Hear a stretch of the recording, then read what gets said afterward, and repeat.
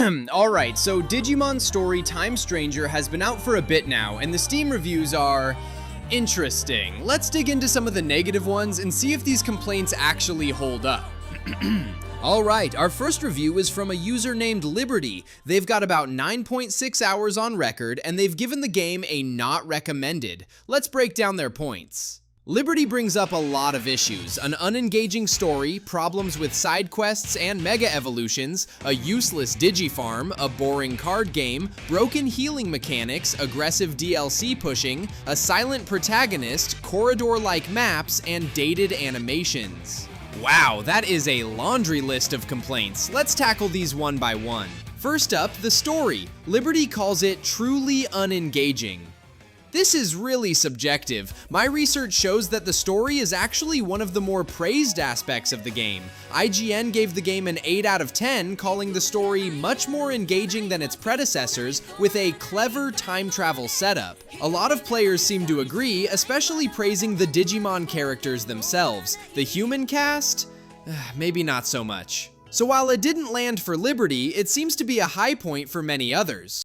Next, the side quests and mega evolutions. Liberty claims you can't do megas without them, but by the time you can do them, the game is already over. This seems to be a mix of valid criticism and a slight misunderstanding. The game does gate a lot of side quests until the very end, right before the final boss. This is a legitimate pacing issue that many players have pointed out. However, the idea that they are useless because the game is over isn't entirely accurate. There is a post-game, and these side quests are part of it. The bigger issue, which other reviews mention, is that the post-game itself feels lacking, with more substantial content being sold as future DLC. So the frustration is understandable, but the quests aren't technically useless, just poorly timed.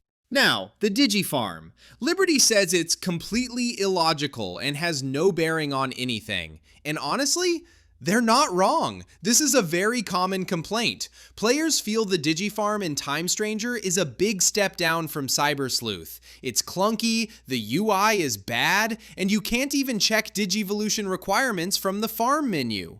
While it's not entirely useless, you can use it to train stats and change personalities, many feel that simple grinding is a more efficient use of time. So this point is definitely verified.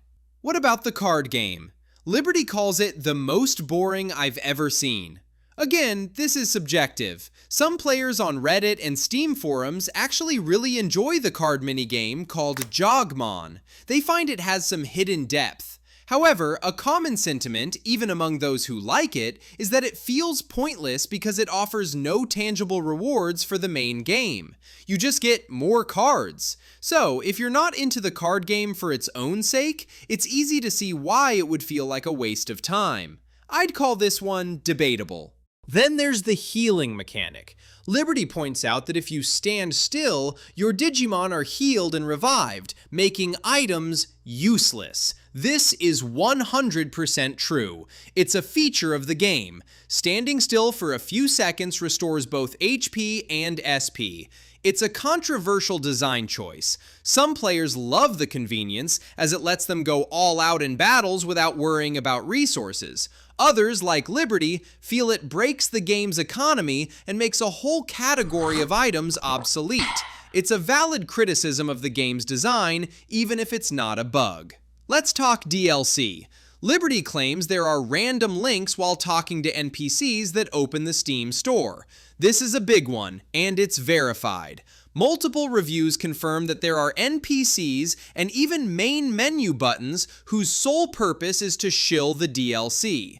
The game has over $100 worth of DLC, much of it available on day one, including a $20 music pack and a $7.99 grind DLC to make leveling easier. This has made a lot of players feel like the game is a cash grab, and it's one of the most consistent complaints I've seen.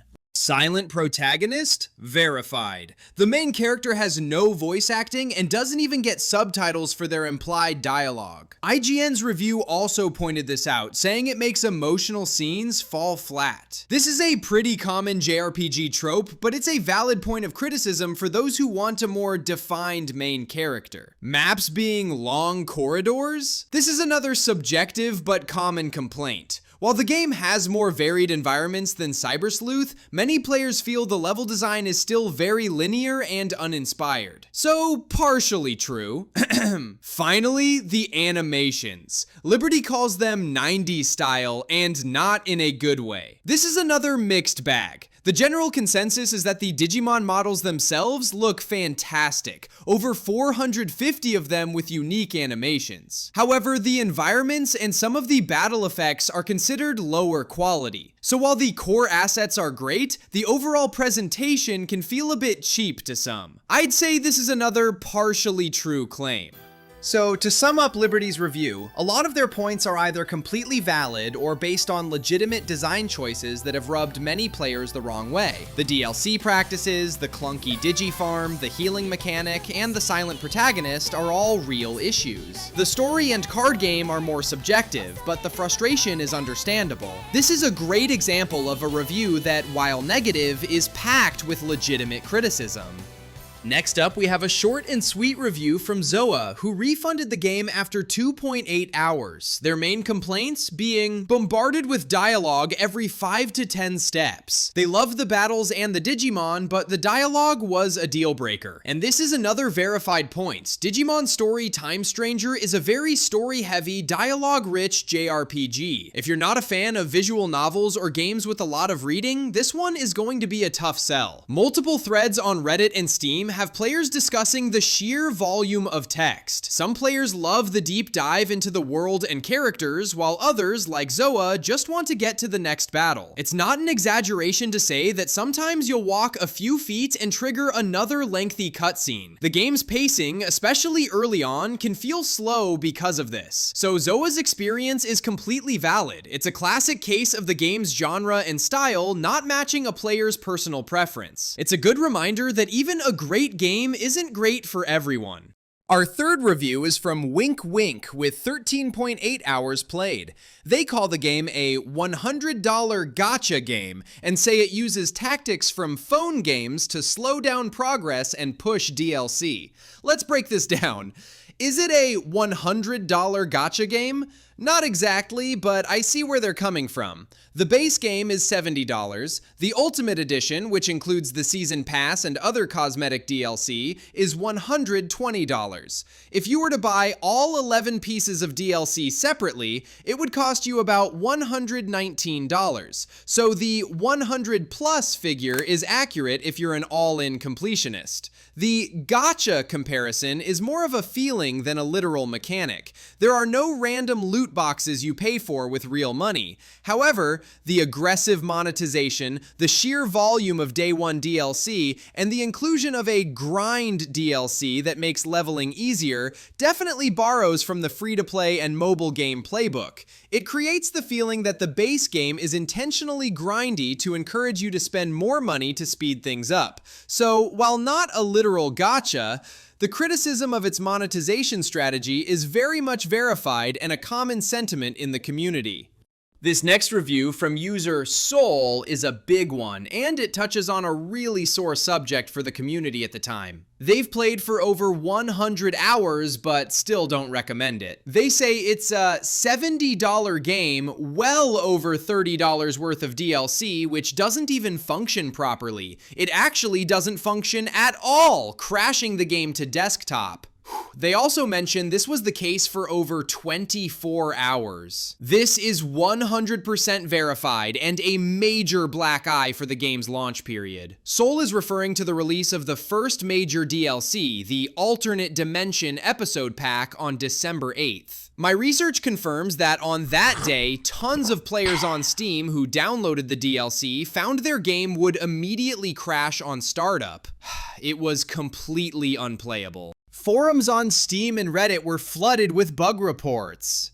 People tried everything, reinstalling, updating drivers, you name it. The only workaround was to disable the DLC you just paid for. And yes, this issue did persist for at least a day, with Bandai Namco eventually releasing a patch to fix it. So for paying customers, the game was literally broken for a significant amount of time. Soul's frustration is completely justified. This was a major technical failure and a really bad look for a game that was already being criticized for its aggressive DLC strategy. Our fifth review is from Razgrim, who has a whopping 95 hours in the game. This one is interesting because they start by saying it's the best Digimon ever made, and that the story is great, the game is beautiful, the world feels alive. But they still give it a thumbs down. Why? Monetization. Razgrim says the game feels dirty. They point to the Day 1 Outer Dungeon DLC being practically required for higher difficulties, DLC being shoved in menus, a non-existent post-game, and having to buy another DLC in January for that post-game content. Let's unpack this. The Outer Dungeon DLC is the Halls of EXP, Gold, and Materials pack, which costs $7.99, and yes, it was available on day 1. It makes grinding for levels and money significantly easier. So is it practically required? For higher difficulties, or for players who don't want to spend hours grinding? The answer leans towards yes. This is a verified and very common criticism. DLC being shoved in multiple in-game menus? Also verified. As we discussed, there are NPCs and menu buttons that act as direct links to the Steam store, which many players found intrusive. The post-game being non-existent and needing to buy another DLC for it? This is also a huge point of contention and largely verified. The main story wraps up, but the actual post-game content at launch was very thin. The real meat of the extended story is being delivered through the 3 paid episode packs in the season pass. The first one was released in December, and the next one is slated for early 2026. So Razgrim is correct. The post-game is essentially being sold separately. This is a major reason why many longtime fans, despite loving the core game, have a sour taste in their mouths. Razgrim's review is a perfect summary of the game's biggest controversy. He loves the game itself, but hates the business model surrounding it. It's a classic love the art, hate the artist situation, and it's a sentiment shared by a huge portion of the player base. This next review brings up a very specific but very important issue for a lot of players, especially those on Steam Deck. This user, who played for nearly 20 hours, says they really like the game, but can't recommend it because of the inability to play offline. They played it on their Steam Deck at home without issue, but when they went on a plane trip, they couldn't load the game. This is a huge deal for portable play, and this claim is absolutely verified. The culprit here is the third-party DRM, Denuvo anti-tamper. While you can play the game in Steam's offline mode, Denuvo requires periodic online check-ins to validate your game license. If you're on a plane or somewhere without internet for an extended period, you can get locked out. There are numerous reports of this exact issue on Reddit and Steam forums. Some people have no problems, others get hit with the online requirement at the worst possible times. Because it's not a consistent, predictable check-in, it feels like a roll of the dice. For a game that is verified for Steam Deck, a device built for portability, this is a massive oversight and a completely legitimate reason to give the game a negative review. If you plan to play this exclusively on the go, you need to be aware of this issue. Okay, this next one is a big one. They lay out a very detailed case for why they can't recommend the game despite enjoying some parts of it. Let's go through their points in the good, the bad, and the ugly. First, the good. They say the story is good, the characters carry the game, and the core combat and evolution stuff is fun. This lines up with what we've seen from other reviews and my own research. The core gameplay loop of collecting, training, and battling Digimon is solid. It's the stuff around the core that causes problems. Now the bad. They criticize the side quests as repetitive go to X, fetch Y, return quests. This is 100% verified. Even the positive IGN review called them fetch quests. While they offer some rewards and world building, the structure is very basic and repetitive. They also mention there's no good grinding spot without buying the DLC. This is the $7.99 Outer Dungeons DLC we talked about earlier. While you can grind in the base game, this DLC provides a dedicated, efficient way to do it. So the feeling that you're being pushed towards a purchase to ease the grind is a verified and common complaint. They also point out that dozens of side quests get dumped on you right before the final fight. This is another verified pacing issue that we saw in Liberty's review. It makes the endgame feel bloated and poorly structured. Finally, they mention launch bugs like Aegiomon not recovering HP/SP and the Pegasusmon egg bug. As we've confirmed, these were real significant bugs at launch. While they have since been patched, they absolutely impacted the experience for early players. And now for the ugly. 10 DLCs from day one. Verified. They criticized the $30 season pass for giving virtually nothing meaningful at launch. This is also verified. At launch, the season pass only gave you a single decorative farm item, the Golden Moai. The actual content, the new Digimon and Story episodes, was scheduled to roll out over the next year and a half. You were paying for a promise of future content. No multiplayer? Verified. As we've established, no co-op, no trading, no PvP. This is a step back from previous Digimon Story titles. An NPC and a main menu button that just opens the Steam store? Verified. This is a major source of the aggressive monetization complaints.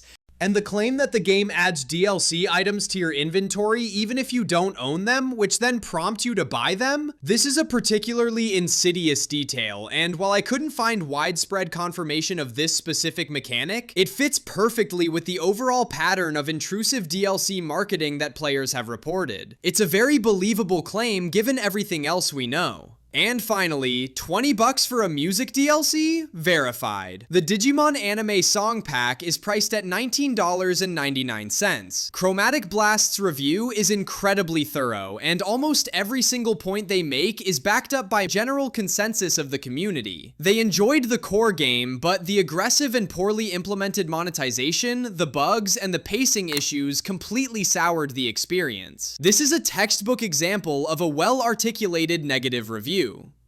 This next review from another anonymous user with over 50 hours played really doubles down on the game being overpriced and uninspired. They say the $70 price point is killing them, the music and animations are so-so, and the story and dialogue are subpar. They also bring up some specific quality of life complaints. Let's see. The $70 price point being too high? That's a subjective but very common sentiment. We've seen this in almost every review. Music and animations being so-so?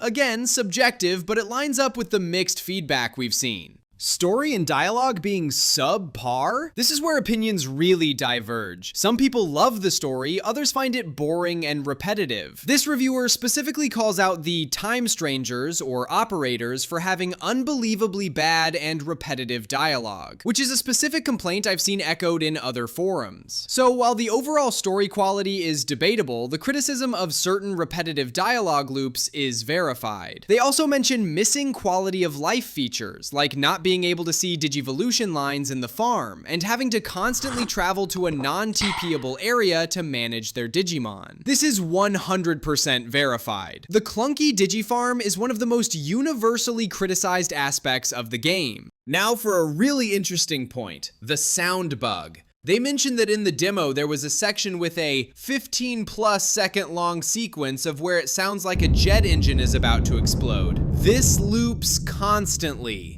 I had to dig for this one, but it is verified. I found a Steam discussion from the demo period where a user mentioned a car engine sound with the music when you climb up the building. It seems this was a real and very annoying audio bug in the demo. It's a small detail, but it speaks to a lack of polish that many players felt at launch. So this review is another great example of a player who is frustrated with the game's overall quality for its price. The complaints about the clunky farm, repetitive dialogue, and even that weird demo sound bug are all legitimate. It's not that the game is unplayable, but it's full of these small to medium-sized issues that add up and make that $70 price tag feel unjustified to many. We're getting near the end, and this review from a player with nearly 84 hours gives us a great point of comparison. Digimon Story Cyber Sleuth. They call Time Stranger a solid 7 out of 10 if you enjoyed Cyber Sleuth, but they have some key criticisms. They say the story is a step backward, but the mechanics are a step forward. This is a really interesting take, and one that I've seen reflected in the community. Many people agree that the gameplay mechanics in Time Stranger, like the expanded Digimon roster and personality system, are improvements. However, the story and characters of Cyber Sleuth are often held up as the high point of the series, so for many, Time Stranger's story didn't quite reach those same heights. This is a debatable but very common opinion. They bring up the Digifarm again, calling it clunky and also a little bit useless. Verified. We've beaten this dead horse, but it's worth repeating. The Digifarm is a major downgrade in the eyes of most players. They also mention the sound mixing, with some voice acting being not so great, alongside some that is pretty good. This is another verified point. The voice acting is inconsistent, which can be jarring. They criticize the environments as pretty but also small, and you backtrack through them a lot. This is a verified complaint. The level design is often criticized for being linear and involving a lot of backtracking, which can make exploration feel like a chore. Finally, they mention a very specific and odd issue. There is one prominent character that says virtually the same thing every time they talk to you. While I couldn't pinpoint the exact character they're referring to, this fits with the broader complaints about repetitive dialogue that we've already verified. It's another small detail that contributes to the feeling that the game lacks a certain level of polish. This review is a great summary of the experience for a veteran Cyber Sleuth fan. They see the improvements in Time Stranger, but also the areas where it falls short of its predecessor. It's a balanced take that acknowledges the good while still being critical of the bad. And for our final review, we have a user with over 70 hours who says the game is good but not worth $70 and that people should wait for a sale. This review really encapsulates the overall feeling of the community. They praise the good things, the story is pretty good, the game runs flawlessly for them, and the 450 plus Digimon look great with their unique animations. They even correctly identify where the budget likely went. These are all verified points. The game at its core is functional and has great looking monsters. But then they hit on the same issues we've seen over and over. The pacing is awful, both in story and gameplay. Verified. The majority of side quests opening up right at the end of the game. Verified. The feeling that corners were cut with level reuse and a lack of voice acting, making the game feel more like a $50 title than a $70 one. This is a very common and legitimate sentiment. This review is the perfect summary of the Time Stranger experience for many. A good but not great game with a solid core that is dragged down by questionable pacing, a lack of polish in key areas, and a price tag that feels too high for the overall package. Alright, that's all the reviews. Now I want to hear from you. Do you agree with these reviews, or do you think they're being too harsh? And here's a fun one. Based on how many hours you've played, what score would you give the game? Drop your thoughts in the comments and don't forget to subscribe if you enjoyed this one. See you next time!